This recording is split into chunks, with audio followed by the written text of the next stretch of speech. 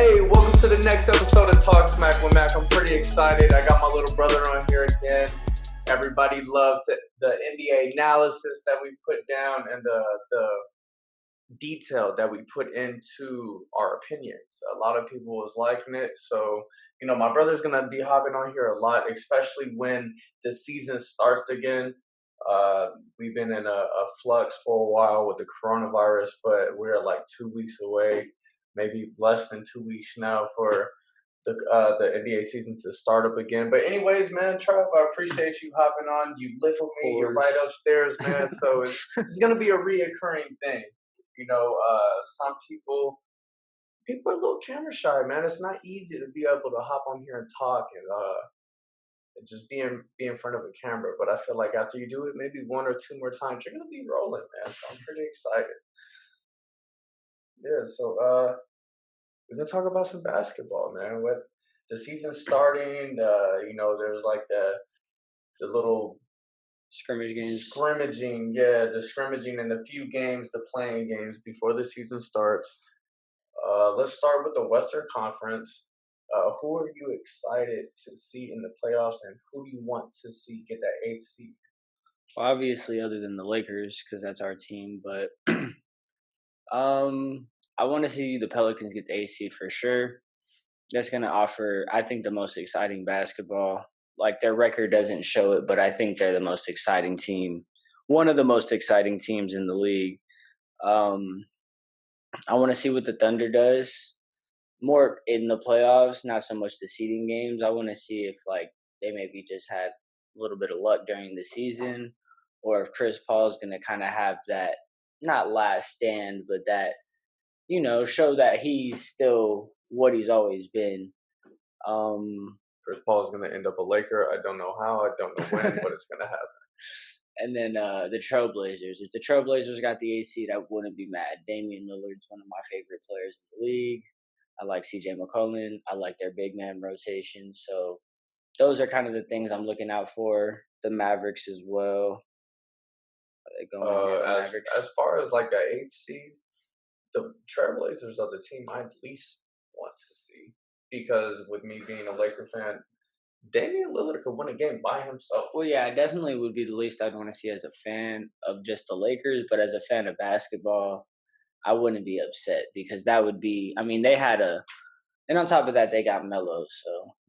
They got Melo, they got Dame. So I feel like the stoppage benefited the Trailblazers the most, because Damian Lillard was hurt, and this gave him all the time to get healthy. You could say that about a lot of teams, though, I'd say as well, because the Lakers, of course, Anthony Davis said he had a lot of nagging injuries he's at 100% now. For the first time this season. Yeah, Bron, he's hyperbolic time chambered since he's been out, so, he's going to come out strong. Did you see, the big-ass pants that he was wearing? Yeah. I need some of those, man. So, like $45,000. And that goes all around, late season. A lot of players are already kind of banged up, and they're, you start resting players towards the end anyway, so they kind of skip that process in this break, and now we're going to see some more. What I'm looking for is how, they're going to have to kind of click again, and maybe in these seeding games, teams will get it quick, but that's kind of what it's going to be, because, the beginning of the season, you have those lackluster games where people are just they're not kind of there at the off season. It's like coming back to work on a Monday, so they got to get back to it. Yep, but it means a lot more now with them getting back. It's basically been an off season because of the stoppage. I know you're the host, but I have a question for you. Do you think the winner of the finals gets the asterisk next to the title? Do you think it's more challenging, or do you think it's going to be easier to win? I 100% think the winner does get an asterisk, because people need to know who won during this crazy-ass season. I think it's going to be way more challenging.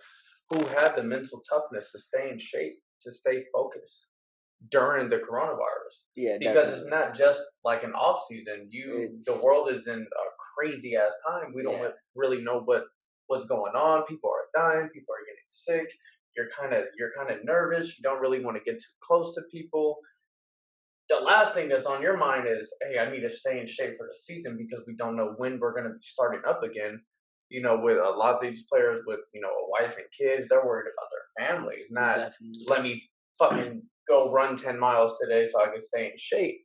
So the ones that did and the ones that are going to be able to adapt and get this win in the 2020 season, yeah, people need to remember that shit. That was really Yeah, fucking hard. yeah. I definitely don't agree with players saying that this would like people saying that this would benefit them. Like There's it's no easier. current players saying that shit. Correct me if I'm wrong. It's all Well, former it's players not even retired. players. It's player. It's, if anything, it's people that have never actually played It's people basketball. hating because, So yeah, like you said, unless you are in that situation and you have to stay laser focused and stay in shape and be able to knock the rust off quickly, until you're put in their shoes, your opinion doesn't really mean shit. You have to show these are elite athletes. This isn't like, hey, I'm going to play on my middle school Pop Warner team and we've been out for a few months and we got to play. This yeah, is the best of the best in the world, definitely. you know. But then So it's if going to you show the people that always stay ready. The honestly, the exactly LeBrons and the people like that, because yeah, the true there's a lot of professionals, people. There's a lot of things and whatever's that you should have been worrying about, and other things to be worrying about during this time. But still, at the end of the day, since the league stopped, they've already been talking about when they were going to get it restarted. So it wasn't, more of a matter of if it was gonna, it was just when it was going to. So the people that took it serious and took their time to stay in shape and do that, I think they should definitely, if anything, be praised more than say, "Oh, well, you guys had time off before the playoffs, so da da da." And even if that's the case, that goes for everybody. So I don't think if anything, it either benefited everybody or didn't benefit everybody. But there's no but either way, it's all on the same playing field. exactly. I think the only people that could like kind of bitch a little bit are the players that didn't have a court at their house and they couldn't play, Yeah. versus the people that had a court and they could get shots up still. But it's still not like truly training with professionals and doing your day to day workouts. Well, Everybody was impacted the same when it comes to that. and I think the biggest thing is not individual shape and things like that. It's gonna just more be if teams can get their chemistry back. Hmm. So Or more specifically, the controversy down in Utah with Rudy Gobert and Donovan Mitchell. that If they could mentally get over that, um, that confrontation that they had between each other because of whatever the hell was going on, and you know, one person not being as responsible as they should have.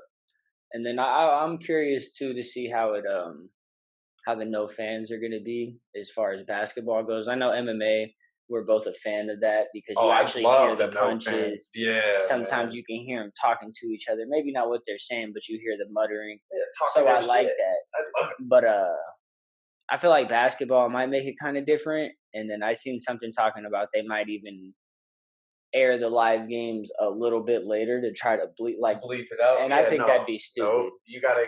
Yeah. They should. All they should do, in my opinion, is before it starts and right before every commercial break, or before it comes back from a commercial, have like one of those little, what am I thinking of? The notes that says, "Hey, this is a live event.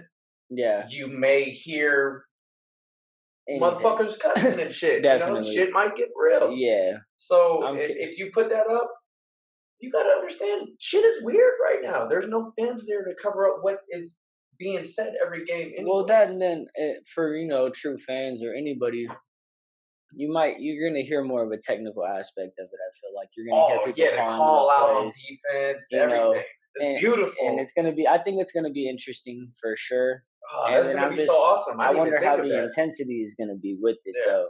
Like, is it gonna make it more? I don't know. It's less intense there's a lot of because factors that are going into it. I just hope it doesn't get canceled. I don't want to be the Yeah, I the don't think it's boogaboo, gonna. but there's a chance. Shit is weird. But yeah, I'm excited. I'm excited to see the Lakers All win right, again. so more specifically for the Lakers, in that eighth spot, who is a team that you would like to see the most, and who is a team that you would like to see the least make that eighth seed and play the Lakers?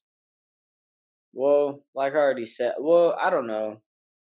Um, Obviously, as a fan, you want to see the easiest win, which I think would be the Pelicans more. While they're a good team, and I know I I was think saying it it'd be earlier. Memphis would be the easiest. Yeah, I kind of forgot about them. It slipped Well, my let's mind up. name the teams in the eighth seed that could potentially make it. You got Memphis, who's in the eighth. You got the Trailblazers. You got the Pelicans, and who else? Those are like the Yeah, those are the three names main that I've been ones. thinking. With the short amount of seeding games, I think those are the ones that have the most potential to go. Okay, I definitely would say Memphis, Memphis would be the easiest, and then just simply because the big man rotation. yeah, But then I think we that goes destroy all the that. way through with all three.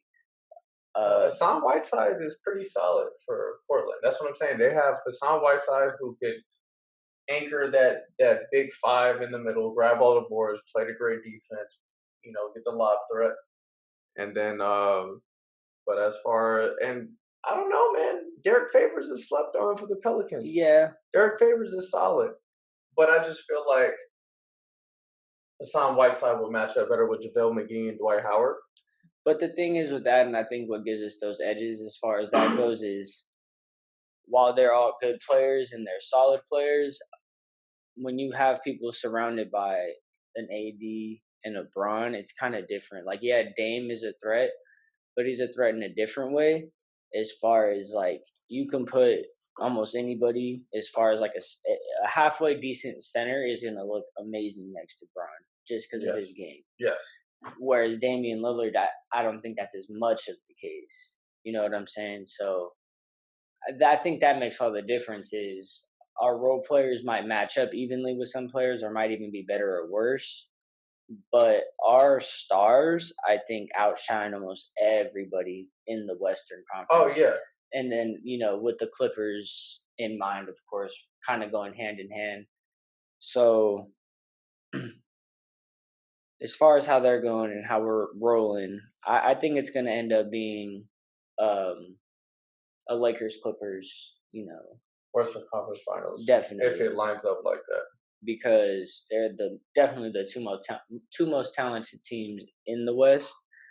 But then with the East, it's like I think that's where the there's a lot more competition. I think with a couple of those matchups, you got the Celtics, the Raptors. Wait, hold on. Before we move on to the East,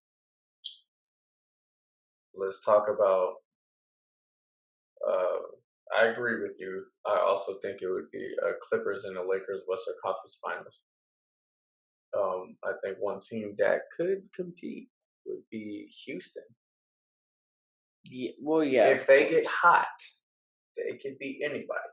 Definitely, but I think they're gonna get fucking destroyed in the playoffs. Yeah, I mean, time and time again, that's what's kind of shown is like that play style doesn't really go through or go out play out well in the playoffs. But I mean, they have that dimension of Russell Westbrook, though. They've never. Mike D'Antoni, in my opinion, has never had this much firepower because James Harden and Russell Westbrook are two crazy scorers when they get And then hot. that small lineup is so much of it. Like it's so weird. It's like an anomaly in the league that I mean, it could do really well in the playoffs for how people know. It could because when they started rolling and Russ was kind of getting able to get to the Russ paint was and do his playing like a thing. fucking god when Clint Capella got traded. When they went small ball, Russell Westbrook started. Well, it opened up everything. For Yeah. him.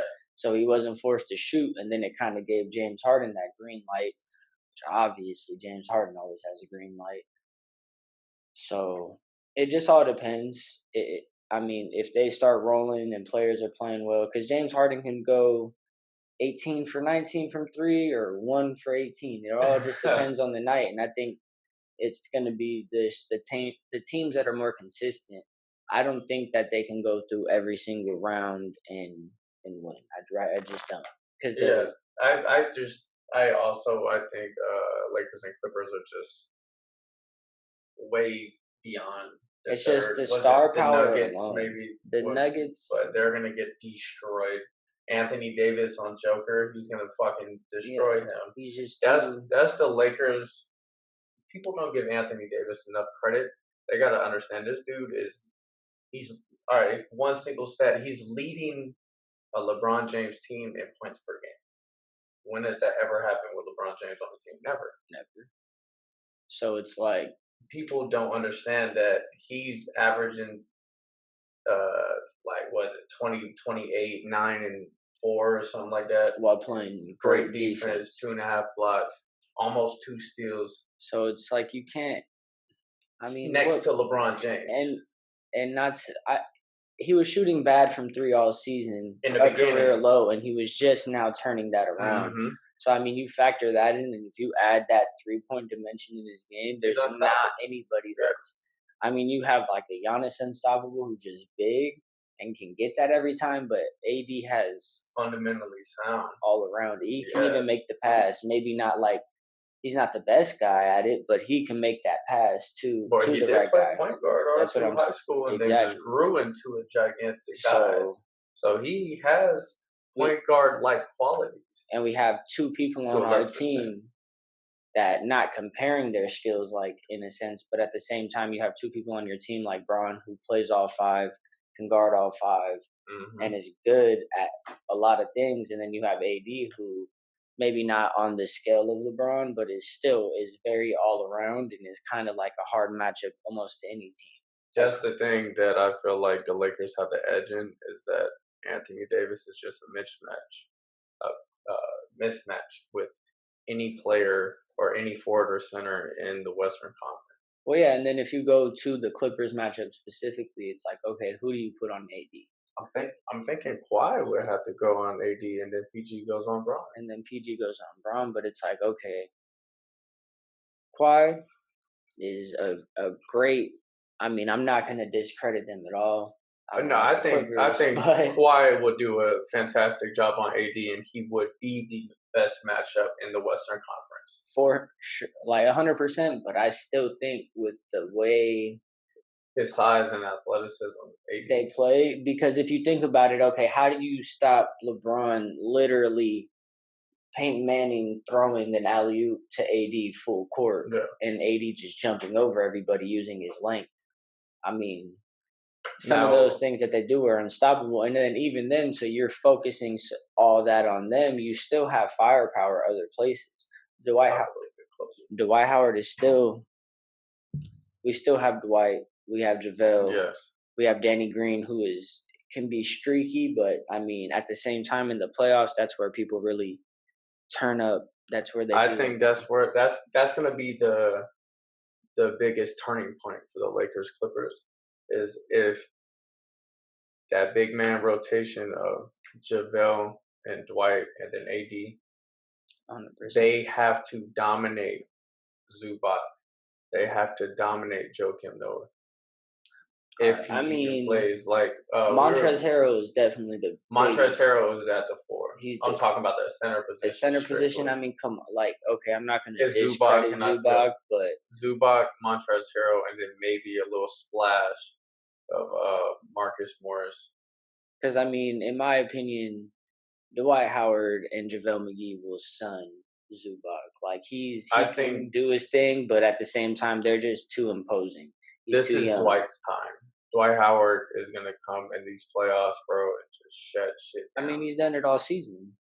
Yeah, I think on the season he averaged like 7 and 7, but those numbers it doesn't show how he dominated. He's shooting like over 70% from the field. I mean, and the games where we needed him the most, he did what he had to do, and I believe he had a 20 and 10 game or a 20. He had one game this year that stuck out. I believe JaVale was in foul trouble and AD wasn't playing.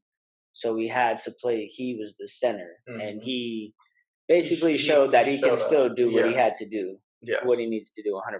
I mean, you bring that into the playoffs with JaVale, who is really solid. And I mean, defensively, JaVale's a very good rim protector who sometimes I think it's almost lost in the midst of all the other good rim protectors in the league and on our team specifically.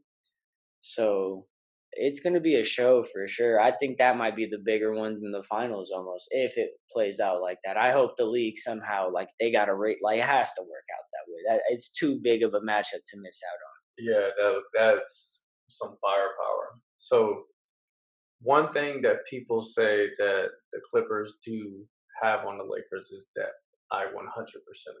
their depth is crazy from players 1 to like 14, right? But what the thing that people don't mention is that in the playoffs, you're not playing 14 Yeah. guys. You're playing 8, And you have that 9, those maybe. minimized lineups where these people are really locked in together, and it's like, Hmm. okay, you can have all these people that you're putting in, but Braun is going to play 44 minutes at a high level. Yeah, AD people. is going to play that at a high Yeah, level. people forget that it's still LeBron James. He's averaging a career high in assists. And I mean, to He pull up started turning up and doing scary shit. in the last game against the Clippers, which I believe we won, right? Yes. Right before the season ended. Yeah, we beat them in the Bucks, which are two big things. And I mentioned it before on the podcast, bro. LeBron's defense on Kawhi Leonard and Giannis was fucking outstanding. Because he basically, I think he's smart. That was him saying, "Don't think I don't have this still."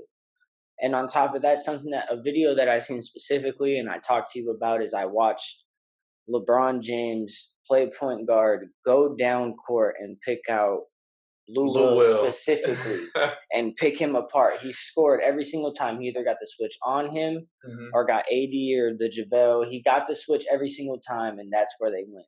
And I mean, he picked apart their defense. Yeah. And so even then, okay, you have PG and you have Kawhi guarding AD and Braun, but you have Braun who's more intelligent basketball wise than both of them. No matter what people want to argue, He's just a big mismatch. LeBron James always has been because he's a freakish big guy, built guy, fast guy. and then Go ahead, keep going. and then now with his just with him adapting his skill set to what he is though now, he knows he's older, he knows the athleticism, he has it, but to use that constantly is too much of a he just knows it's smarter to conserve that. So the fact that his 3-point percentage is getting better, I mean, it was a short little sample size, but he was making a lot of free throws, which is his Achilles heel. No, that is big. Look at LeBron James' free throw percentage for the whole season, but then look at it more specifically for like the last month to 3 weeks of the season. He went from like under 70%, like 68, 69%, to shooting in the high 70s. I believe. Yeah, he was getting to the line. He was making them. I mean, if LeBron's making his free throws, it's kind of scary. So just the way he's adapted his game he's just a mismatch for everybody because of his basketball IQ alone, in my opinion. But and then you combine everything else. It's like LeBron with Anthony Davis is the perfect pairing. So we just need. It really comes down to if our role players can just outplay them. Yeah, we don't have Avery Bradley. Rondo is will out. kind of if it's Western Conference Finals, we'd have him probably by then. But then it's kind of like a little bit too late. Yeah, so only get a few minutes. We have Alex Caruso. We need Alex Caruso to really come up big as far as being. I would just say being that scrappy guard, being the Patrick Beverley of our team. But that's one thing I wanted to mention is now you got that backcourt of Alex Caruso and Danny Green, KCP. Yeah, well, I'm talking about that starting lineup. That's a defensive shutdown right there. Yeah, 100%. That's even better than Avery Bradley. Avery Bradley was playing terrific defense. Alex Caruso was right there with them. Yeah. And then KCP, who you just said, he's shooting over 40% from three after that horrendous start. Got bullied into being one of the best players, not one of the best role player, one of the best on the team, man. He always plays defense, and then he's not missing a free throw, so he's gonna come up big, I think, in the playoffs. All right, so that's 3 guys. So I'm assuming the Lakers will have an 8 or 9 man rotation, right? So you got Alex Caruso, Danny Green, KCP, AD, JaVale. That's the starting lineup. Then coming off the bench, you got to say KCP, Dwight. I'm thinking Markieff. Probably he brings the dimension. He can slide to the 5 and keep AD at the 4. So I think he can slide to the 5, keep AD at the 4, and while still opening up the paint for AD to do his thing. So I think that might be it. And you might get some shows out from some J.R. Smith every now and again. Dion minutes. Waiters, maybe, Yeah, just depending on how the him, game and then goes. Quinn Cook. Quinn Cook too, yeah. So that's Those gonna guys, be I more. think they'll be on like a rotation. Like throw him in for a couple minutes, let him get a couple shots up. If he hits them, keep him in. Keep him. If he doesn't, all right, next game we'll Because see what happens. those are all guys that are Get potential hot. to. Quinn Cook could go out hit 2 threes. Mhm. J.R. Smith could go out hit a lot of threes. So Yeah. and that's what we need. We need to bring that dimension in, because if they're worried about them, and then you still have AD, Dwight, JaVale that are gonna score in the paint at Off will lobs, offensive for the most rebounds, part. and putbacks, all that good stuff. All right, let's talk potential matchups in the West. So you got, most likely Lakers versus whoever's in the AC, but who's that 2 and 7? Who's that 3 and 6, 4 and 5? So it's gonna, I believe, depending on how seeding goes, if I'm not mistaken, with the records and whatnot, it was all pretty close as far as those middle So it's teams. still up in the air. So those 8 games can mean a lot. So Okay. I mean, there's could be matchups with, like, you got the Mavericks and then the All right, Thunder. well, let's assume. I'm assuming, or let's hope. What matchups would you like to see? The 2 through the 7. 2 to 7, so 2 being Clippers for the most part. Or however you want it. I'm just gonna say some matchups that I would like to see. Yeah, that's what I'm if saying. it happens this I would way. love to see the Mavericks and the Rockets.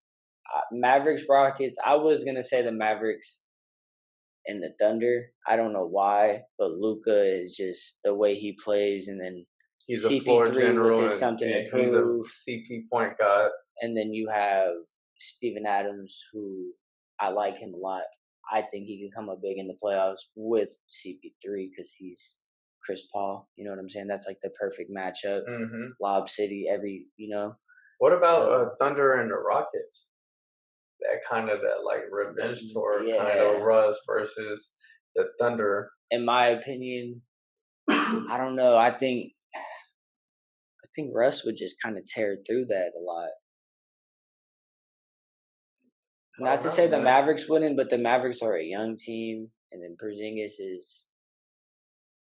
he's honestly really solid. So there's just too many. There's a lot of good matchups around there. There's a lot of good basketball. I think it's because we've been starving. It's like it's been a whole off season, and we're just ready to get back to it.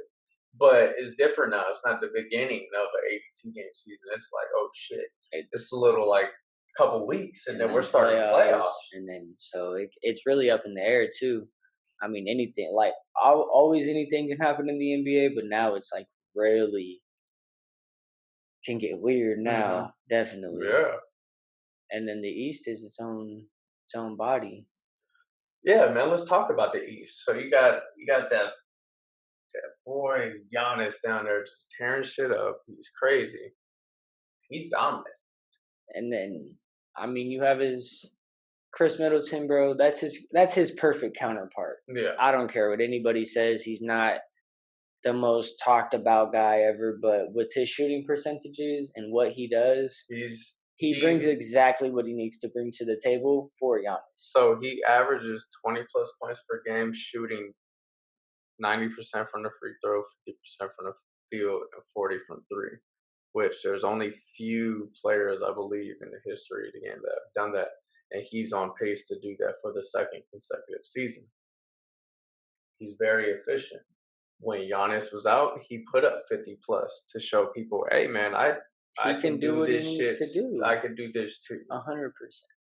But some people put him, Chris Middleton, maybe I'm biased, maybe I'm a hater, I don't know, but they put him in the category of Kawhi, Jimmy Butler, some of those top small forwards, LeBron James, that top 5 small forward position. I don't think he's top 5. See, he's not, in my opinion, either. But at the same time, with Giannis being as great as he is, he doesn't have to be for them to succeed.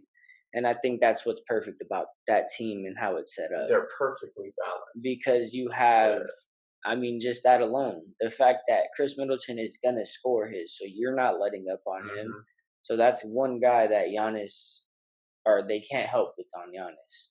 Eric Bledsoe, I feel like he's good. He fits in there.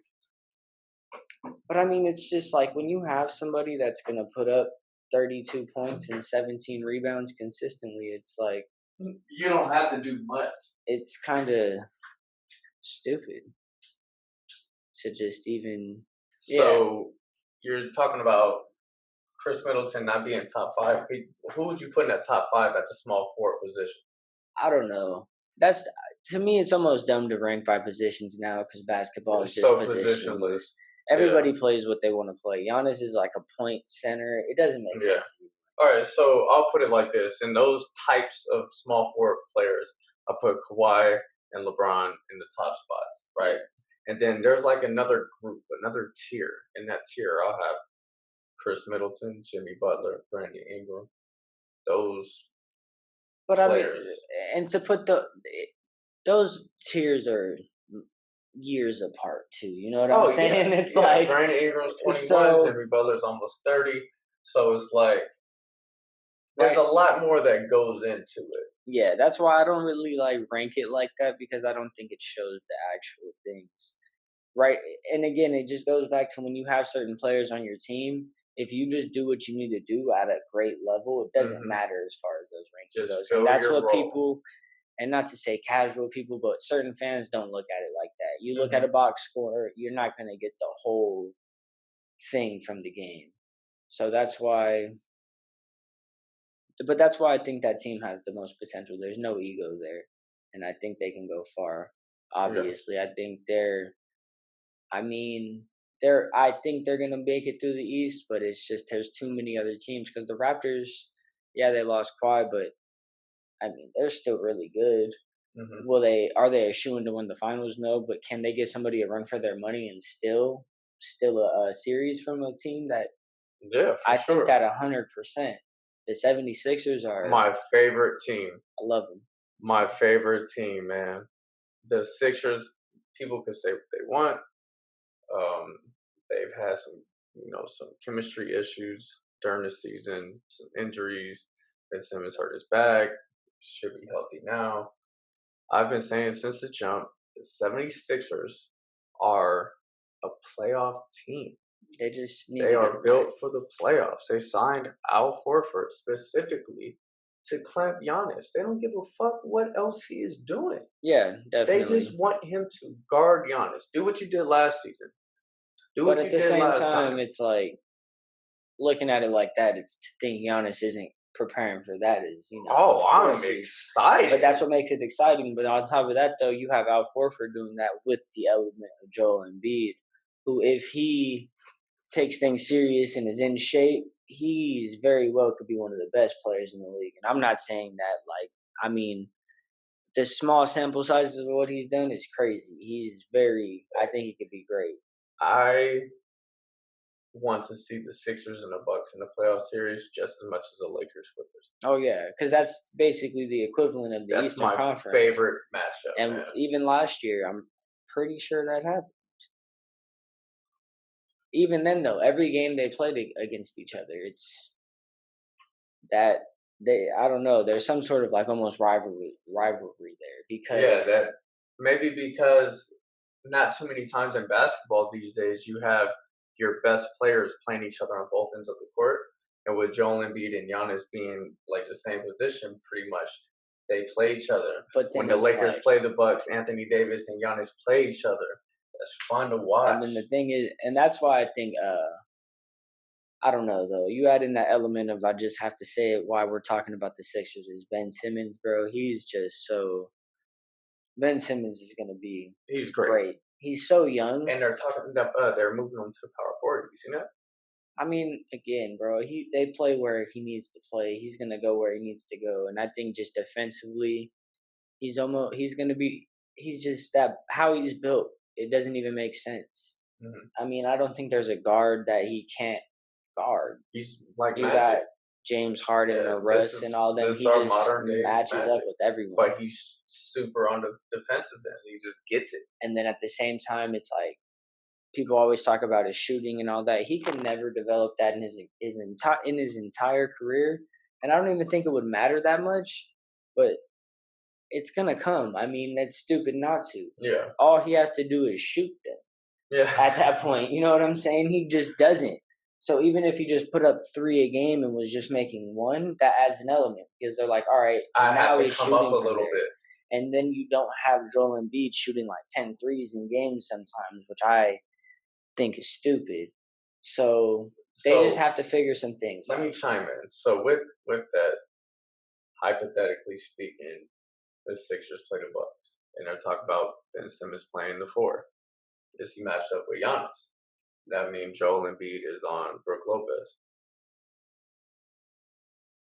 I don't know. I don't think you let that happen. I The think key to that series is going to be the guard play of yeah, the Sixers. They talk about having Milton come in shape, right? Having him come in play the 1, I believe. It doesn't matter who plays the point or the shooting guard for the Sixers is. They need somebody to produce there more than Eric Bledsoe yeah. and Chris Middleton and those guys with the Bucks. Giannis is gonna get his fucking 40 and 20 every game. And you got to think he's played such low minutes all season. So if they greenlight Giannis and he's like, I want to play the whole game. Yeah, 40 I want to play 40 minutes. I want to play. He's putting up 40 and 20, man. It doesn't matter. He's just gonna get that. So it's gonna be shutting down the guys around him. Don't let Brook Lopez make fucking 6, 7 threes. But then that's when it comes into where it's like, all right, Joel Embiid, he's gonna stop that if that's what it comes to. Ben Simmons is such a good defensive player that he's gonna stop that. He's I think Ben Simmons they should just put him on Giannis and hope for the best, or like a combination of Ben Simmons, Joel Embiid, Al Horford. Keep Get them some in zone rotation on going. him the whole time. And even then, I mean, does that even stop him? It's not. You just try your best. He's a scary person for sure. Yeah, he's great. There's just it's going to be a lot of good basketball. I hope the break doesn't mess up too much of the team's mojo and what they had going on, and it doesn't it doesn't. I don't know. I think there's a lot that can be happening though. Yeah, there's a lot of variables that's why I think that asterisk means something. There's so much shit that goes into what's going on. As easy as people breaking curfew in the bubble in Orlando. Yeah, it's like simple shit like that. Dwight Howard couldn't wear a mask. He didn't wear a mask. Got the snitch hotline. Couldn't play in game 2. You know what I'm saying? Like, so it just depends on how things go out, and we'll see soon. We're gonna see when games actually start. It's only a couple weeks away. This is huge. I feel like we need this. We need, as like sports fans and just with everything going on, having sports coming back to us, it means a lot more than what people who don't really watch sports. It means a lot more than what they think. 100%, because I know every single UFC card I like. Because I mean, if you think about it, that's like the only sporting event in America that's going on. That's like kind of more normal, regular sport in America that's going on. So every single UFC card, I want to watch the first prelim to the main event, even if it's just a random fight night. I might not even know a lot of the people, and I'm like, I want to watch it all because it's just the only live sport that has been going. So to have basketball back is going to be amazing. I mean, it's been so long. This season has been way more exciting. You know, for the last 10 years, it's been either the Warriors dynasty or LeBron James and who he's gone against. So now it went from the big 3 and the Warriors tearing things up to the dynamic duos around the league, and it's more exciting because way more people have the chance of winning. Yeah. There was a time when it was like nobody is coming out of the East because of LeBron. So it's like, okay, who's LeBron playing? And then it was just Warriors, Cleveland every single year, and I was just like, here we go again. Nobody's gonna beat these guys. And now neither of those teams are even in contention right now. So it's finally everything is like different because. And then, I mean, not to obviously jump too far ahead, but even next season, there's a bunch of more elements adding in that because you've got KD coming back, KD and Kyrie in Brooklyn. You got Steph and Clay coming back to the Warriors. There's so much. Like there's just more Like coming. this season was way more entertaining and had so much more depth as far as just teams going. Way more shit talking. And now next season, that it's gonna just be doubled. I mean, I still think KD is one of the best players in the league, like top 3. You got Bron, KD, and honestly, whoever you want to go in whatever order. It depends how KD comes back from the injury. That's a big injury, It's a big injury, but it's like with medical nowadays and everything. But his game also isn't just relied on athleticism. He shoots fucking lights out from anywhere on the court. And you got to think, okay, now if he has to stop relying on the athleticism that he's always had a little bit, all he's going to do is get better at shooting from other places. And he's 7 feet with like a 7'5" reach. So it's like you don't have to be too athletic. When you can score at all levels, it's like speaking when Kobe tore his Achilles. Okay, Kobe was like 34, but he's 6'6". That's a tall, normal guy. You know, it's like, oh, you're tall. Kevin Durant's 7 feet. Like, you don't just say, oh, you're tall. It's like, oh, like people have to mention it. Oh shit, you're tall, man. Yeah. You know how many times he gets that on a day-to-day? Oh shit, if you have to like do a whole big ass crouch every time you go through a doorway. I mean, he's grazing front doors. The tall ones, he's grazing. Man, so and you can shoot. Nobody can guard that. Who can guard that? I love KD, man. Yeah. It's exciting. Yeah, man. Basketball is exciting, man. Well, that sums it up, man, for another episode of Talk Smack with Mac. Some NBA talk with, my little bro, Trav. I'm excited that he hopped on with me. It's only going to keep getting better when the season actually starts. We'll actually have real, live facts and things to talk about. And stats to talk about, yeah, instead of the same old hypotheticals and opinionated bullshit. But it's always good. Opinionated bullshit. My friends try to tell me again, so. guys. I said screw it. My conscience try to tell me no. Then I do it. My mommy even told me both. Don't be fucking with them bougie hoes. I guess I blew it. You know what I came here for. Girls going crazy when we walk through the door, girl. You know what I came here for. Girls going crazy, yeah, crazy going girls, yeah. Black and white crime, yeah. Chocolate vanilla swirl, yeah. Photo shoot time, yeah. Spray it on the curb.